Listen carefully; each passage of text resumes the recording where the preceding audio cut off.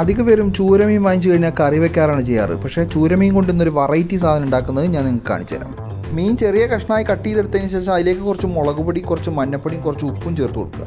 നന്നായി മിക്സ് ചെയ്തതിന് ശേഷം ഒരു 15 മിനിറ്റ് മസാല പിടിക്കാനായി മാറ്റി വയ്ക്കുക. ഇനി നമുക്ക് മസാല തേച്ച് വെച്ചിരിക്കുന്ന മീനിനെ ഒന്ന് വറുത്തെടുക്കാം. മീൻ വറുത്തത് ഒരു പാത്രത്തിലേക്ക് മാറ്റി വയ്ക്കാം.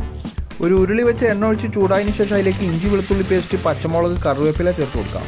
ഇനി നമുക്ക് ഒരു സവോള അരിഞ്ഞതും ശകലം ഉപ്പും ചേർത്ത് നന്നായി ഒന്ന് വഴറ്റിയെടുക്കുക.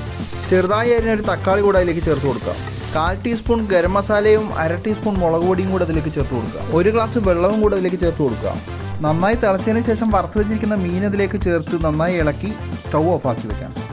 നമ്മുടെ ഫിഷ് മസാല ഇവിടെ റെഡി ആയിട്ടുണ്ട്. നമുക്ക് ഇനി ഇതിൻ്റെ മുകളിലേക്ക് കുറച്ച് മല്ലിയിലയും കൂടെ കട്ട് ചെയ്തിട്ട് കൊടുക്കാം. ഇത് ചോറിൻ്റെ കൂടെ മാത്രമല്ല, ചപ്പാത്തി, പത്തിരി, ആപ്പം എന്നതിൻ്റെ കൂടെയൊക്കെ കഴിക്കാൻ പറ്റിയൊരു ഐറ്റമാണ്. നമ്മുടെ വീഡിയോ ഇഷ്ടമായ ലൈക്ക് ചെയ്യുക. നിങ്ങൾ ആദ്യമായി കാണുന്നവരാണെങ്കിൽ സബ്സ്ക്രൈബ് ചെയ്യുക. നിങ്ങളുടെ അഭിപ്രായങ്ങൾ കമൻറ്റ് ചെയ്യുക.